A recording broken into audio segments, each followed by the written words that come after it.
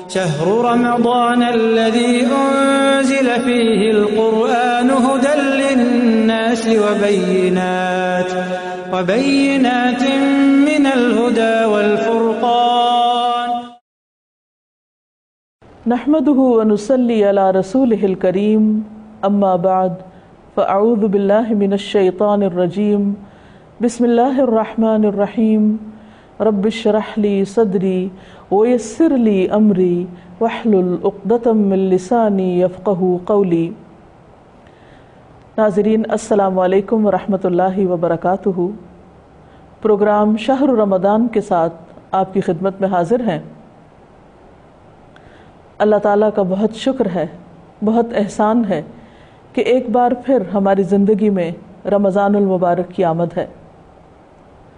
ہم اللہ کی رحمتوں کے ساتھ، خاص عنایتوں کے ساتھ اس مہینے میں داخل ہو چکے ہیں۔ ان رحمتوں اور برکتوں سے بھرپور فائدہ اٹھانے کے لیے ضروری ہے کہ ہم ذہنی طور پر اپنے آپ کو تیار کریں۔ رمضان وہ مہینہ ہے جس میں قرآن مجید نازل ہوا۔ رمضان وہ مہینہ ہے جس میں لیلۃ القدر ہے، جو 1000 مہینوں سے زیادہ افضل ہے۔ یہ وہ مہینہ ہے جس میں ہر عمل کا ثواب اور اجر کئی گنا زیادہ بڑھ جاتا ہے۔ لہٰذا ہم سب پر لازم ہے کہ ہم پورے ذوق اور شوق کے ساتھ اور پوری تیاری کے ساتھ اس کے ایک ایک لمحے سے بھرپور فائدہ اٹھائیں۔ مسند احمد کی ایک روایت میں اس مہینے کو مبارک مہینہ کہا گیا ہے۔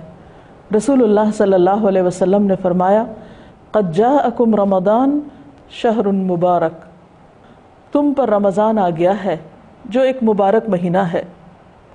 یہ ایک حقیقت ہے کہ اللہ تعالیٰ نے بعض مہینوں کو بعض پر، بعض راتوں کو بعض پر، بعض دنوں کو دوسرے دنوں پر، بعض انسانوں کو دوسرے انسانوں پر، اور اسی طرح دیگر اشیاء میں بھی بعض چیزوں کو بعض چیزوں پر فضیلت دی ہے۔ اللہ تعالیٰ نے رمضان کو باقی مہینوں پر جو فضیلت عطا کی ہے، اس میں جو بھی ہمارے لیے خیر و برکت اور بھلائی ہے، ہمیں چاہیے کہ ہم اس سے بھرپور فائدہ اٹھائیں۔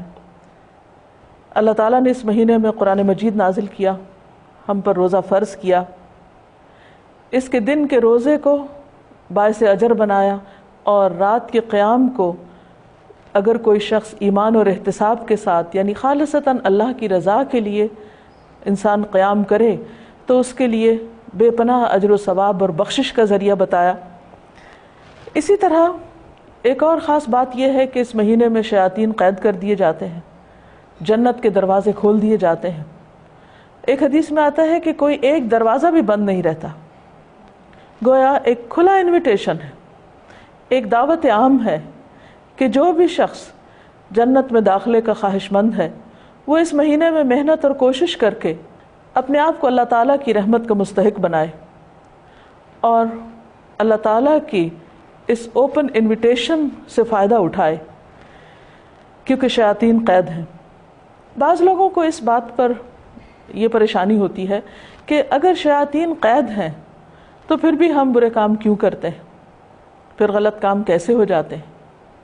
تو بات یہ ہے کہ سال کے 11 مہینے جب ہم شیطان کے راستے پر چلیں تو پھر جب شیطان بند بھی ہو جائے تو اگرچہ نیکی کے مواقع زیادہ ہو جاتے ہیں، لیکن پھر بھی ہمارا اپنا نفس، اس کے اندر کا شر، اس کے اندر کی برائی بھی کھل کر سامنے آ جاتی ہے، جس کو دیکھنے اور جس کا جائزہ لینے کا ہمیں موقع ملتا ہے، اور اصلاح اور تزکیے کا ایک بہترین ذریعہ بنتا ہے یہ روزہ اور یہ قیام اور رمضان میں اللہ کی رحمتیں کہ ہم اپنی اصلاح کر سکیں۔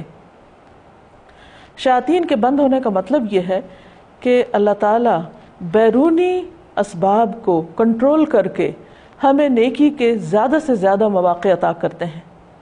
اس کا یہ مطلب نہیں کہ انسان کے اندر کا جو شیطان ہے یا انسان کا جو نفس ہے وہ بھی کنٹرول ہو جاتا ہے۔ یہ مہینہ دراصل اسی کی اصلاح اور تزکیے کے لیے ہی تو رکھا گیا ہے، تاکہ ہم ان مواقع سے بھرپور فائدہ اٹھا کر اپنی اصلاح کر سکیں۔ رمضان میں چاند دیکھ کر جو دعا پڑھنے کے لیے ہمیں بتائی گئی ہے اس کے الفاظ بھی بہت خوبصورت ہیں۔ اگر آپ نے کل چاند نہیں دیکھا تو آج بھی دیکھ سکتے ہیں۔ نیا چاند جب بھی دیکھا جائے یہ دعا پڑھی جائے، اگر اس دعا کے الفاظ پر اگر غور کیا جائے تو ہم دیکھتے ہیں کہ اس میں معانی کا ایک سمندر ہے۔ حدیث میں آتا ہے، نبی اکرم صلی اللہ علیہ وسلم نے فرمایا، اذا رأيتم الهلال فصوموا واذا رأيتموه فافطروا فان غم عليكم فصوموا 30 يوما۔ صحیح مسلم کی اس روایت کا مطلب یہ ہے کہ جب تم رمضان کا چاند دیکھو تو روزہ رکھو، اور جب شوال کا چاند دیکھو تو افطار کرو، اور اگر مطلع ابر آلود ہو تو 30 روزے پورے کر لو۔ تو گویا ہمیں روزہ رکھنے کے لیے چاند دیکھنے کا اہتمام کرنا چاہیے، لیکن حقیقت یہ ہے کہ آج کل کی اس مشینی زندگی میں عموماً ہم بھول بھی جاتے ہیں کہ چاند دیکھنا بھی کوئی کام ہے۔ لیکن آپ تجربہ کر کے دیکھیے کہ چاند دیکھ کر روزہ رکھنا اور چاند کا دیکھنا اور نہ دیکھنا برابر نہیں۔ چاند دیکھنے سے بالکل انسان کی کیفیت ہی بدل جاتی، بلکہ پہلی رات کے چاند کو جو ہلال کہا جاتا ہے اس کی بھی بنیادی وجہ یہ ہے کہ ہلال کے معنی ہوتے ہیں زور سے پکارنا۔ تو چاند کو دیکھ کر ایک طرح سے شور اٹھتا ہے کہ وہ چاند نظر آ گیا، چاند نظر آ گیا، تو اس بنا پر اس کو ہلال کہا جاتا ہے۔ بہرحال چاند دیکھ کر جو دعا پڑھنا مسنون ہے وہ ہے، اللہم اہللہ علینا بالیمن والایمان والسلامۃ والاسلام ربی وربک اللہ۔ یا اللہ ہم پر یہ چاند امن، ایمان، سلامتی اور اسلام کے ساتھ طلوع فرما، اے چاند میرا اور تیرا رب اللہ ہے۔ گویا ہم مہینے کے آغاز میں ہی اللہ تعالیٰ سے چند چیزیں مانگتے ہیں، اور آپ دیکھیے کہ وہ کیا ہیں؟ امن، ایمان، سلامتی اور اسلام۔ ان سب کے اندر جو بنیادی کانسیپٹ ہے وہ امن کا ہے۔ اس سے یہ پتہ چلتا ہے کہ امن انسان کی زندگی کے لیے بہت زیادہ ضروری ہے۔ امن ہو تو انسان عبادت کر سکتا ہے، امن ہو تو انسان دوسروں کی خدمت کر سکتا ہے، امن ہو تو قومیں ترقی کرتی ہیں۔ لہٰذا ہم سب کی انفرادی زندگی اور اجتماعی زندگی سب کے لیے ضروری ہے کہ ہم امن اور ایمان اور سلامتی اور اسلام کو اپنی ترجیحات بنائیں۔ اگر ہم واقعی چاہتے ہیں کہ اس دنیا میں بھی خوش رہیں، اطمینان سے رہیں، زیادہ سے زیادہ پروڈکٹیو ہوں، اور آخرت میں بھی امن کے ساتھ جنت میں داخل ہو سکیں، سلامتی کے ساتھ اس سلامتی کے گھر میں داخل ہو سکیں، تو اس کے لیے بہت ضروری ہے کہ ہم دنیا کے اندر ایسے کام کریں کہ جس سے ہم امن اور سلامتی کا ماحول پیدا کر سکیں۔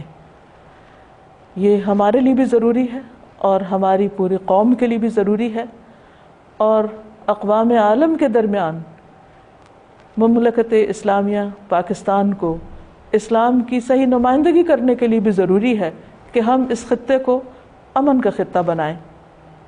یہ اسی وقت ممکن ہوگا جب ہم پوری طرح اپنی زندگی میں، اپنے آس پاس، اپنے ماحول میں امن کی فضا قائم کریں گے۔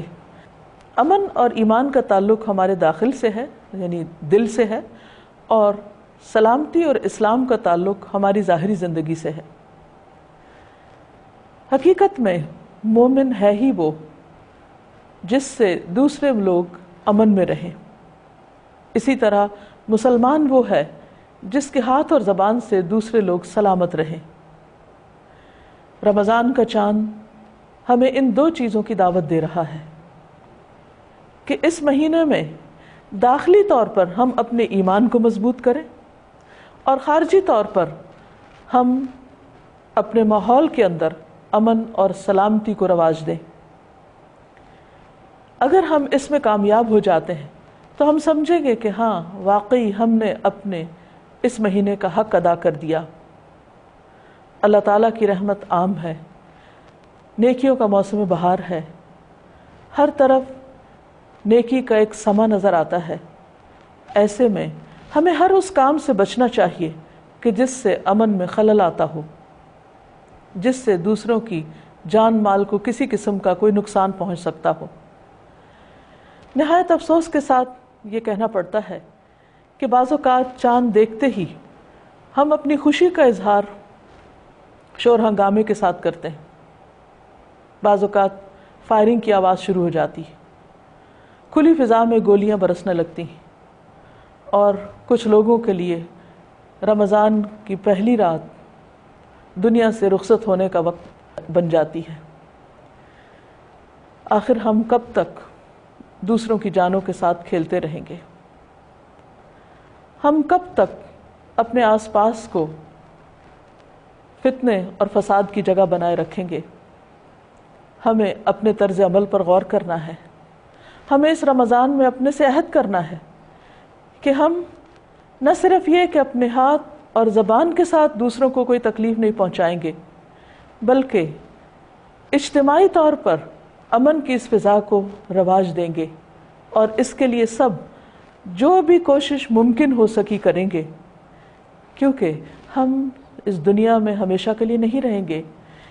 ہمیں ایک دن اللہ کے حضور حاضر ہونا ہے، اپنے ہر عمل کا جواب دینا ہے، ہمارا حساب ہوگا. اللہ تعالیٰ ہمیں بار بار امن، رحمت، سلامتی، برکت کی یہ فضا اس لیے دے رہا ہے تاکہ ہم اپنی اصلاح کر سکیں. رمضان پھر ایک بار ہماری زندگیوں میں آیا ہے تاکہ ہم صرف ذاتی عبادت پر ہی توجہ نہیں دیں، بلکہ اس کے ساتھ ساتھ ہم اجتماعی طور پر ایک دوسرے کے ساتھ ہمدردی، غمخواری اور دوسروں کی جان مال، عزت و احترام، ان چیزوں کو بھی رواج دیں. ہم دیکھتے ہیں کہ اللہ کے حبیب حضرت ابراہیم علیہ السلام نے جب خانہ کعبہ تعمیر کیا تھا تو انہوں نے ایک دعا مانگی تھی کہ رب اجعل ھذا البلد آمنا، کہ اے اللہ تو اس شہر کو امن والا بنا دے. اور اللہ سبحانہ و تعالیٰ نے ان کی دعا قبول کی، اور ہم دیکھتے ہیں کہ آج تک وہ شہر امن والا ہے. نبی صلی اللہ علیہ وسلم نے مدینہ کو حرم قرار دیا. یہ وہ شہر ہیں جہاں پر کسی انسان تو کیا، کسی جانور کو تکلیف دینا بھی گناہ ہے، حتیٰ کہ پودے توڑنا، پتے توڑنا اور مختلف طرح سے کسی بھی چیز کو نقصان دینا حرام قرار دیا گیا ہے. یہ سمبل ہے ہمارے لیے امن کے. عملی طور پر اللہ تعالیٰ نے ان جگہوں کو پرامن بنا کر ہمارے لیے ایک مثال قائم کر دی ہے کہ ہم جہاں کہیں بھی رہتے ہوں وہاں اپنے آس پاس کو پرامن بنائیں. اسی طرح ہم دیکھتے ہیں کہ ہماری نماز بھی ہمیں امن کا سبق دیتی ہے. رمضان میں دن میں تو روزہ رکھیں گے، لیکن رات کو عشاء کی نماز کے ساتھ تراویح کا اہتمام بھی کریں گے. ہر روز کئی اضافی رکعتیں پڑھنے کے بعد ہمیں کیا کرنا ہے، اس سے ہمیں کیا سبق لینا ہے؟ اگر دیکھا جائے تو ہماری نماز بھی ہمیں سلامتی کا سبق دیتی ہے. نماز کے اختتام پر ہم دونوں طرف سلام کرتے ہیں، گویا اپنی زبان سے یہ الفاظ بولتے ہیں کہ ہمارے دائیں اور بائیں جو بھی مخلوق ہے ان سب کے لیے ہمارا سلامتی کا پیغام ہے، سلامتی کی دعا ہے. پھر یہ کیسے ہو سکتا ہے کہ ایک بندہ مومن نماز سے اٹھنے کے بعد وہ کام شروع کر دے جن میں فساد اور بگاڑ ہو اور امن عامہ کی خرابی ہو؟ نماز کے فوراً بعد جو دعا ہمیں سکھائی گئی ہے اس کے الفاظ بھی کچھ یوں ہیں: اللہم انت السلام و منک السلام تبارکت یا ذا الجلال والاکرام. اے اللہ تو سراسر سلامتی ہے اور سلامتی تیری ہی طرف سے ہے. تو گویا اللہ تعالیٰ کی ہم ایک صفت بیان کرتے ہیں، اور وہ صفت کیا ہے؟ السلام. اللہ سبحانہ وتعالی خود السلام ہے، تو وہ سلامتی کو کتنا پسند کرتا ہوگا. اگر یہ رمضان ہمیں سلامتی کا سبق نہیں دیتا اور ہماری زندگی میں وہ چیزیں نہیں آتی جو ہمارے لیے امن اور سلامتی کا ذریعہ بنے، تو پھر ہم نے اس رمضان سے کیا پایا؟ لہٰذا رمضان کے آغاز میں ہی جو دعا ہم مانگ رہے ہیں اس میں ہم ان کاموں اور ان باتوں کی توفیق بھی مانگ رہے ہیں جو اللہ کو پسند ہے، جن سے اللہ راضی ہوتا ہے. لہٰذا صرف دعا ہی نہیں کرنا، کوشش بھی کرنا ہے. اللہ تعالی ہم سب کو اس کی توفیق عطا فرمائے کہ واقعی ہم اس رمضان کو اپنے پچھلے تمام رمضانوں سے بہتر بنا سکیں، ہر اعتبار سے، عبادت کے اعتبار سے بھی، انسانوں کی خیرخواہی اور ہمدردی کے اعتبار سے بھی، اور امن و سلامتی کی فضا کو رواج دے کر بھی۔ اللہ تعالیٰ سے دعا ہے کہ وہ ہمیں اس کی توفیق عطا فرمائے۔ وآخر دعوانا ان الحمد للہ رب العالمین۔ مرحبا مرحبا مرحبا ماہ رمضان، اهلا وسهلا برمضان، اهلا وسهلا برمضان، اهلا وسهلا برمضان، اهلا وسهلا برمضان، اهلا وسهلا برمضان، اهلا وسهلا